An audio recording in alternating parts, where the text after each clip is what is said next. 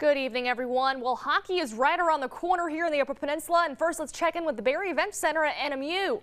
And there, 19 goalies from 3 different states from ages ranging from 8 to 18 participated in the 6th annual Goalies Inc. Hockey School Camp. Jim Stanaway, who heads the 2-day camp, makes sure to keep the numbers small so that each goalie is given individual instruction.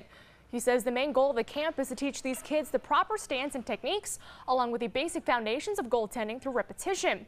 Now, the camp started out in Wisconsin, but Stanaway likes that it's growing in popularity in Marquette.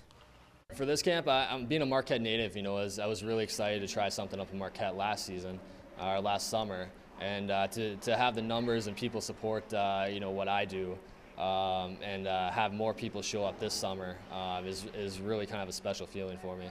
I really appreciate the support and the fact that people have taken to my instruction. This is one of 10 camps that Goalies Inc. runs through the entire year, and it happens to be the only one here in the Upper Peninsula.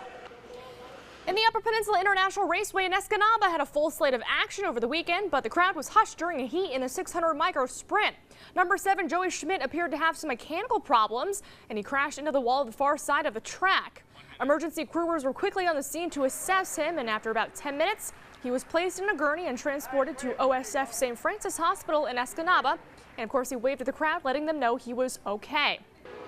Back in action, 1 lap to go. Number 14, Todd Bellinger, has a small lead over Christian Grollo in the 21. Grollo made a move on the back stretch and in a better position going into the final turn as Bellinger drifted outside, but he held on to take this heat by a narrow margin.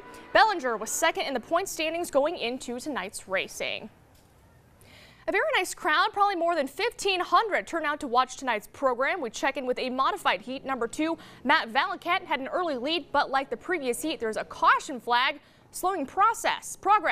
John Bordeaux in the number 0 was facing the wrong direction and back under green. Valakett still had the advantage, but Ben Godlewski in the 47 car wasn't giving up his bid to take the lead. The white flag, though, came out during this 10-lap heat, and Godlewski was running out of time. Because Valakett was able to capture this heat, he was second place in the point standings going into tonight's action. Next Saturday is the final day of the season at the UPIR. It'll be Drive for a Cure night supporting breast cancer awareness.